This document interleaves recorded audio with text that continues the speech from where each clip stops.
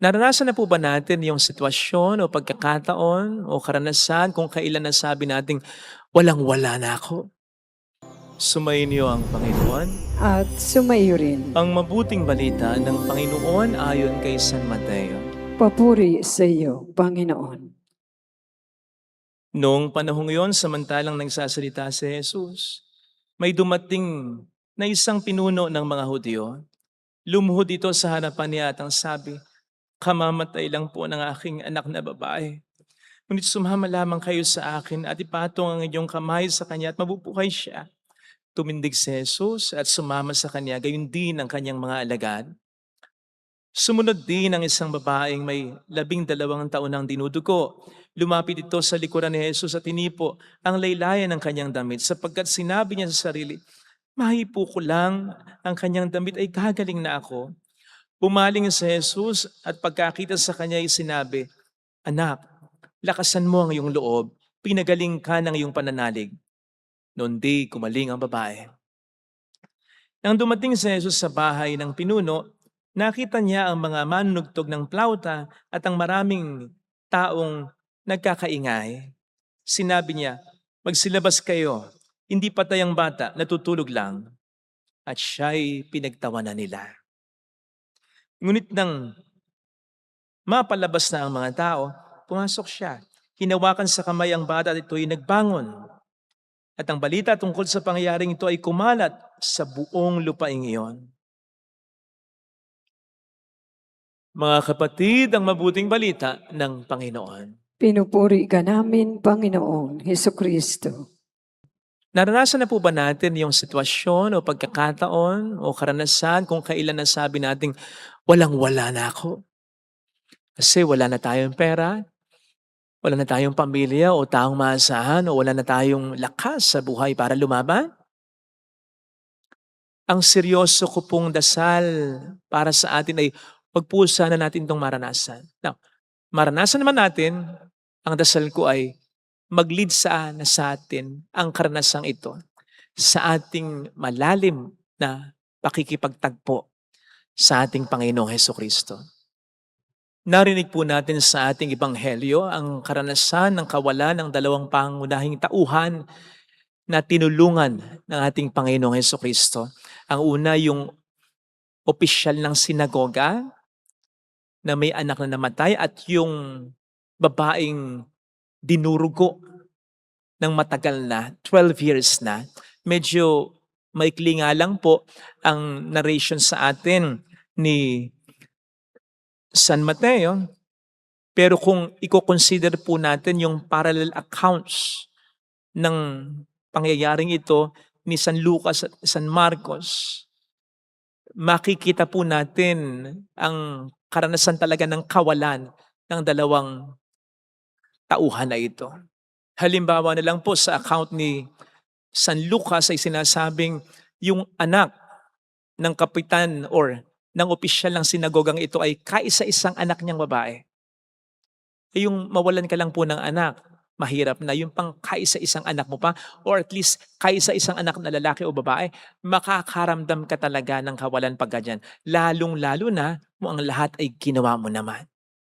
Sa kabilang banda, yung naramdaman namang kawalan nung babaeng dinurugo ng 12 years na ay makikita natin sa account ni San Marcos kung saan sinabi doon na naubos na sa kapapagamot ang kabuhayan ng babaeng ito at walang kahit isang doktor ang nakapagpagaling sa kanya kundi mas lumala pa siya. And then, maruming-marumi pa ang tingin ng mga tao sa kanya dahil dinurugo siya. Makakaramdam ka talaga ng kawalan kung sa iyo man mangyayari ang ganyan. Pero ang maganda dito, sa kanilang kawalan, ang Panginoon ay kanilang natagpuan. That's when they forgot everything and even everyone but Him. Hindi na inisip ng opisyal ng sinagoga ang sasabihin ng mga tao sa kanya, kahit ng mga kapwa-opisyal niya, nang siya'y lumuhod at nagmakaawa sa harapan ni Kristo. Ganun din yung babaeng matagal lang dinurugo na maaring gumapang pa nga sa gitna ng karamihan para ang kasuotan ni Jesus, ang laylayan nito ay mahawakan lang. sapagkat walang-wala na sila eh. But again, ang maganda nga po dito, sa kanilang kawalan, si Jesus ay kanilang nilapitan. Kahit last resort na. And then dun nga po nila na-realize na si Jesus ay hindi talaga pang last resort. Dapat nung una pa lang, dapat naging first resort na nila. Anyway, sa kanilang kawalan, si Jesus ay kanila pa ring natagpuan. And it's when yung kawalan nila ay nag-lead sa kanila upang si Jesus nga po ay lapitan. That's when they realize, yung sinasabi ng spiritual writer na when we have nothing left but God, we discover that God is more than enough. Kapag walang-wala na tayo talaga, kundi ang Diyos lamang, matatagpuan natin, malalaman natin na ang Diyos talaga ang tangi nating kailangan. At siya ay hindi lamang sapat, kundi sobra-sobra pa. Ito po ang dahilan kung bakit minsan hindi ko maiwasang mag-imagine kung ano ang naging reaksyon ng Diyos. Kapag may mga taong nagsasabing, walang-wala na ako, and then this person chooses to live in despair. Na-imagine ko ang Diyos na parang nalulungkot, nasasaktan. Kasi hindi po pwedeng maging walang-wala tayo. Kasi ang Diyos ay nandiyan, hindi siya pwedeng mawala. Lalong-lalo na sa oras ng ating matinding pangangailangan na wala na tayong ibang maasahan, wala ng tao, wala na tayong bagay na maasahan. Hindi po pwedeng mawala siya. Kahit nga tayo napakamakasalanan na. Kaya hindi natin dapat isipin yan. Lalong-lalo na hindi natin dapat paniwalaan yan ng tuluyan. Sapagkat hindi pwedeng mangyayari yan. Unless paniwalaan natin yan. Kahit ang Diyos ay nandiyan at hindi tayo iniwan, hindi talaga natin siya mararamdaman. Kung nakapako ng ating isipan, ako'y walang-wala nang talaga. That's why ang sabi ko kanina, wag po sana nating maranasan ito. Yung sitwasyon kung kailan sasabihin natin, tayo walang-wala na. Sapagkat hindi po natin pwedeng sabihin yon kung talagang meron tayong malalim na relasyon sa ating Panginoon. Never natin sasabihin yan. Now, masabi man natin yan, may pag-asa pa naman. Basta, katulad nung opisyal ng sinagoga at ng babaeng dinurugong na matagal na. Oras na maramdaman natin o oras na masabi natin yan, let's turn to Jesus. Not to despair.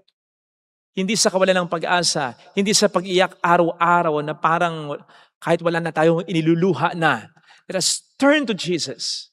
Kahit na siya'y maging ating last resort. Basta, huwag tayong mag-resort into despair. Dumulog tayo sa Kanya. Umasa tayo sa Kanya na siya na lang talaga at wala nang iba. Sapagkat habang naniniwala tayo na kayang-kaya natin, which by the way, kasama na po dito ang labis na pag-aala o ang labis na pag-iyak. Kasi these things give us illusion na may ginagawa tayong kapakinabangan sa ating mga problemang naranasan. Na para bang kapag lagi tayong nag-aalala, lagi tayong nagdududa at lagi tayong umiiyak, ay napapagaan natin kahit paano yung problema. Hindi pwedeng mangyayari. Mas lumalala pa nga ang problema. Kaya nga sabi ng ating Panginoon, sino sa inyo makapagpapahaba ng kanyang buhay sa pamamagitan ng kanyang pag-aalala?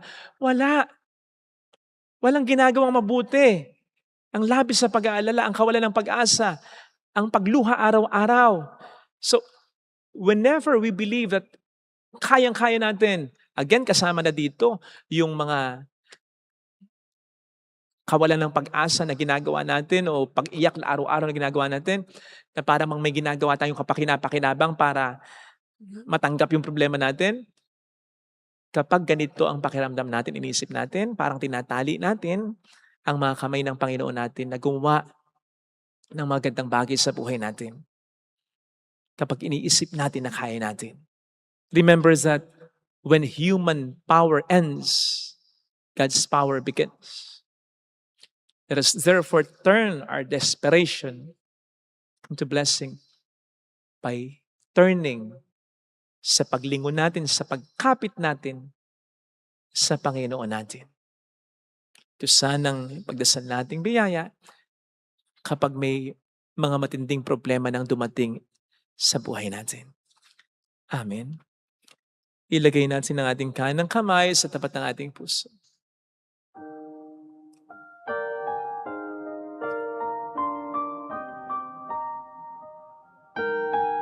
Alam kong may magagawa ang Diyos.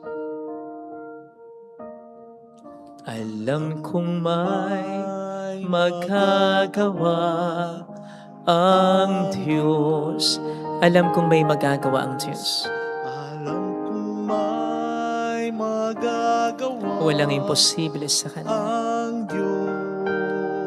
Kung ako'y magtatapat, Kung ako'y magtatapat sa Kaniya'y maglilingkod, sa Kanya'y maglilingkod. alam kong may magagawa ang Diyos. Alam kong may magagawa ang Alam kong di ringgin ng Diyos ang samo ko, Alam kong sapagkat anak niya ako. diringgin ng Diyos Mahal niya ako. ang samo ko. Alam kong di ringgin ng Diyos ang samo ko. Alam kong diringgin ng Diyos ang samo ko. Kung ako'y magtatapat, Kung ako'y magtatapat sa Kaniya'y maglilingkod, sa Kanya'y maglilingkod. alam kong di ringgin ng Diyos ang samo ko. Diringgin ng Diyos ang samo ko. Panginoon, tulungan mo po ako na sa mga matitinding problemang pinagdaraanan ko, huwag mawala ang aking pananampalataya sa iyo. Bagkus ito pa ay magtulak sa akin na mas lalong kumapit sa iyo. Tulungan mo po ako na maging katulad nung mga tauhan sa Ebanghelyo, lalong-lalo na yung opisyal ng sinagoga na kahit sa tingin ko ay wala nang pag-asa, meron pa rin. Basta't ikaw ay nasa aking panig, nasa aking piling. Tulungan mo rin po akong maging katulad ng babaeng matagal nang dinurugo na magtiwala hindi sa tao kundi sa iyo. Hallelujah! Hallelujah! Hallelujah! Huwag ko nawang itali ang mga kamay mo para gumawa ng milagro sa buhay ko. Tinatali ko ang iyong mga kamay kapag kinakaya ko mag-isa. Tinatali ko ang iyong mga kamay kapag ako'y nagdududa. Kapag ako'y labis na nag-aalala. Hallelujah! Hallelujah! Sa takdang panahon, babalik ang Panginoon upang tayo ay kunin. Tapat siya sa kaniyang mga pangako sa atin. Sabihin mo sa sarili mo, mayroong magandang mangyayari sa iyo. Higit pa sa inaasahan mo sapagkat mahal ka ng Diyos, pakatandaan mo. Kung lalapit ka kay Jesus, maaring matagal, maaring maging mahirap, pero magiging maayos din ang lahat. Malapit